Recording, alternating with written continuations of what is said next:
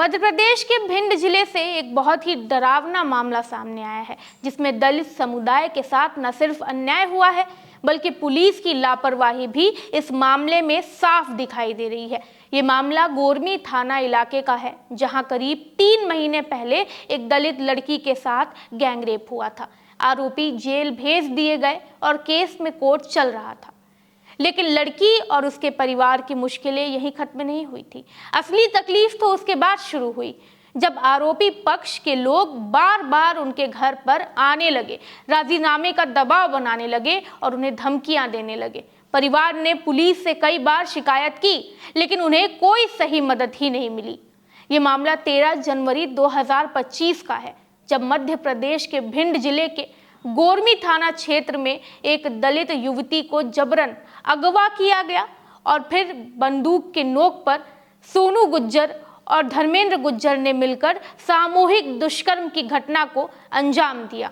इस घिनौनी वारदात में दशरथ सिंह गुज्जर की भी भूमिका सामने आई है, जो पीड़िता को अगवा करने और अपराध की साजिश में शामिल बताया गया है।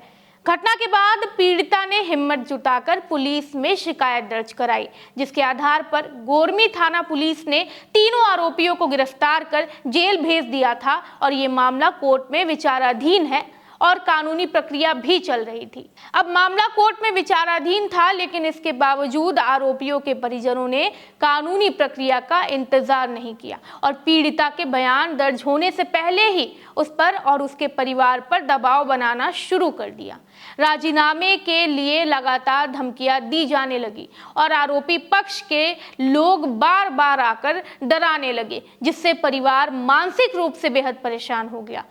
हालात इतने बिगड़े कि आखिरकार 18 मार्च को पीड़ित परिवार को भिंड पुलिस अधीक्षक को एक आवेदन देना पड़ा, जिसमें उन्होंने साफ तौर पर लिखा कि आरोपी के रिश्तेदार लगातार उन्हें धमकियां दे रहे हैं, दबाव बना रहे हैं और केस वापस लेने के लिए मजबूर कर रहे हैं, जिससे उन्हें जान का खतरा भी महसूस हो रहा है। लेकिन इसके बावजूद प्रशासन की ओर से कोई ठोस कदम नहीं उठाई गई।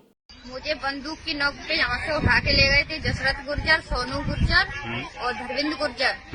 दशरथ के बेटा पे मेरे साथ में बलात्कार किया था। दशरथ ने मुझे धमकी दी थी, अपने घर पे मत बताना, नहीं तो सबको मार दूंगा मैं। मैंने फिर अपने घर पे आके पूरी बात बताई। फिर हमने FIR लिखवाई गोरमी थाने में। फिर कितने दिन का पहले का मामला है? 13 जनवरी 2025 का। हाँ, क्या हुआ फिर हमने FIR लिखवाई थी वहाँ पे। उसके लेकर अब राजीनामा को लेके आए थे आदमी कि राजीनामा कर लो। हमने मना कर दिया, इसलिए हमारे घर पर आग लगा के गए हैं, गोली फायर करके गए हैं। इसलिए हम भीतर धोखे दे, हम बाहर निकल के नहीं आए, क्योंकि हमें गोली पड़ जाएगी तो फिर क्या है। कोई भी हम व्यक्ति कोई भी निकल के नहीं आए थे। कितने लोग आए थे? यहाँ पे आए थे 15-16 लोग थे, यहाँ पे आए थे, आग लगा कर गए, गोली फायर करी है हमारे द्वारे। फिर बाद और फिर औरत की लूट करके ले गए। मेरी भाभी वगैरह गई थी, यहाँ से लूट करी है, उनमें मारपीट की है। मेरे पिताजी मेरे भाई को मार कर डाल गए अभी। लेकिन 4 अप्रैल को हालात बेहद भयानक हो गए, जब दर्जन भर लोग पीड़िता के घर पहुंचे और राजीनामा ना होने पर हिंसा पर उतर गए। इस हमले में आरोपी धर्मेंद्र गुज्जर, सोनी गुज्जर, हकीम गुज्जर, जयवीर गुज्जर, ब्रजराज गुज्जर और गुल्ली गुज्जर जैसे नाम सामने आए हैं, जिन्होंने पहले पीड़िता के पिता और भाई को बेरहमी से पीटा, फिर घर के सामानों को तोड़ फोड़ कर पूरी तरह बर्बाद कर दिया। और जब इतने से भी उनका गुस्सा शांत नहीं हुआ तो उन्होंने पीड़िता की झोपड़ी को आग के हवाले कर दिया। आग की लपटें इतनी तेज थी और आग की चपेट में आने के बाद 2 लोग गंभीर रूप से झुलस गए। बताया गया है कि ये पूरा मामला उस वक्त हुआ जब पीड़िता अपने बयान की तैयारी कर रही थी और आरोपी किसी भी हालात में कोर्ट में सच सामने आने से रोकना चाहता था। और 5 अप्रैल को, यानी घटना के अगले ही दिन, जब पीड़िता का परिवार गांव छोड़कर किसी सुरक्षित स्थान की ओर पलायन कर रहा था, तब आरोपियों ने एक बार फिर दुस्साहसिक हमला किया। स्कॉर्पियो में सवार होकर आरोपी रास्ते में पहुंचे और भाग रहे दलित परिवार को घेर लिया। इसके बाद लाठियों से हमला कर पीड़िता के परिवार के सदस्यों को बेरहमी से पीटा गया, जिससे पूरे परिवार में दहशत फैल गई है। जैसे ही इस मामले की सूचना पुलिस को मिली, तुरंत गोहद चौराहा, मालनपुर और मेहगांव थाना पुलिस घटनास्थल पर पहुंची और इलाके की घेराबंदी की। तुरंत कार्रवाई करते हुए पुलिस ने इस मामले में शामिल 3 आरोपियों को मौके से गिरफ्तार कर लिया। लेकिन इस लगातार हो रही हिंसा ने साफ कर दिया है कि दलित परिवार के लिए न्याय की राह आसान नहीं है। एक तरफ इस परिवार ने पुलिस को ये बयान दिया था, ये कहा था कि हमारी जान को खतरा है और जो है हमें राजीनामे के लिए परेशान किया जा रहा है। इसके बावजूद भी जो है पुलिस उस वक्त एक्शन नहीं लेती है और नतीजन क्या होता है, उनके घर के सामने जो है कई लोग आते हैं और घर को आग के हवाले कर देते हैं। अगर समय रहते पुलिस ने कार्रवाई की होती तो शायद उस परिवार का घर बस चुका होता। तो ये जो अपराधी खुलेआम कानून व्यवस्था को चुनौती दे रहे हैं, इनके ऊपर लगाम तभी लगेगी जब जो चुनिंदा पुलिस है वो तुरंत कार्रवाई करेगी, किसी के शिकायत पर तुरंत कार्रवाई करेगी। तो इन जैसे जो ये दरिंदे घूम रहे हैं या इस तरीके के लोग घूम रहे हैं, उनको कानून का डर जो है उनके जहन में आएगा। राजीनामा ना करने की कीमत पीड़िता और उसके परिवार को बहुत भारी पड़ गई, क्योंकि उन्हें लगातार 2 दिनों तक हिंसा का शिकार होना पड़ा। पहले 4 अप्रैल को अपराधियों ने उनके घर पर हमला कर झोपड़ी को आग के हवाले कर दिया, जिससे 2 लोग झुलस भी गए।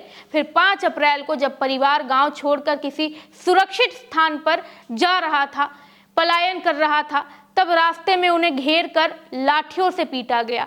इन हमलों के बाद परिवार के लिए गांव में रहना असंभव हो गया है और डर, दहशत और सुरक्षा की कमी के कारण ये दलित परिवार मजबूरी में गांव छोड़कर चला गया। अब पीड़िता का घर सुनसान पड़ा है, दरवाजे पे ताला लटका है और पूरे गांव में तनाव और भय का माहौल है, जिससे साफ झलकता है कि न्याय की उम्मीद करना यहाँ के पीड़ितों के लिए कितना संघर्ष भरा काम है। वहीं पीड़ित दलित परिवार का कहना है कि उन्होंने हमले से पहले कई बार पुलिस को सुरक्षा मुहैया कराने की गुहार लगाई थी, लेकिन पुलिस ने उनकी बातों को गंभीरता से नहीं लिया और कोई ठोस कदम नहीं उठाए, जिसका जो नतीजा है वो हम सबके सामने है। आरोपियों को 2 बार हमला करने का मौका मिल गया। पहले उन्होंने घर में आग लगाई, फिर पलायन कर रहे परिवार को रास्ते में रोककर हमला किया। पीड़ित परिवार का ये भी आरोप है कि पुलिस की लापरवाही नहीं है ये, बल्कि साजिश का हिस्सा है, क्योंकि उन्होंने आरोपियों को खुली छूट दे रखी थी और इस पूरे मामले में पीड़ित परिवार ने पुलिस पर आरोपियों से मिलीभगत का गंभीर आरोप लगाया है, जिससे ये साफ होता है कि न्याय व्यवस्था से उनका भरोसा पूरी तरह टूट चुका है। इसके बाद घटनाओं के तूल पकड़ते ही मीडिया में मामला जो है वो सामने आता है, जिसके बाद पुलिस जो है वो हरकत में आती है और सोमवार को गांव में फ्लैग मार्च किया गया और गोहद चौराहा थाने में आधा दर्जन लोगों के खिलाफ केस दर्ज हुआ। इसमें एक आरोपी आर्मी जवान भी बताया जा रहा है। हालांकि पुलिस ने 6 में से 3 आरोपियों को गिरफ्तार कर लिया और बाकी जो हैं अभी फरार हैं। हालांकि एसडीओपी मेहगांव संजय कोचका ने मीडिया को दिए बयान में कहा कि पीड़ितों के बयान के आधार पर कार्रवाई की जा रही है, लेकिन ज़मीनी हकीकत इससे कहीं अलग है, क्योंकि अब तक की धीमी और लचर कार्रवाई हमलों के बावजूद आरोपियों का लगातार हमला कर पाना और पीड़ित परिवार का गांव छोड़ने पर मजबूर हो जाना ये साफ दर्शाता है कि प्रशासनिक और कानूनी सिस्टम ने इस दलित परिवार को पूरी तरह से असहाय छोड़ दिया है। पीड़िता और उसके परिवार को न सुरक्षा मिली, न समय पर मदद और न ही न्याय की कोई ठोस उम्मीद नजर आई, जिससे ये सवाल उठता है कि आखिर कानून का डर किसे है और न्याय व्यवस्था किसके लिए है। आप इस पूरे मामले को किस तरीके से एनालाइज करते हैं, आपकी क्या राय है वो कमेंट सेक्शन में लिखकर जरूर बताएं। वीडियो को लाइक करें, चैनल को सब्सक्राइब करें। मैं हूं कृति, धन्यवाद।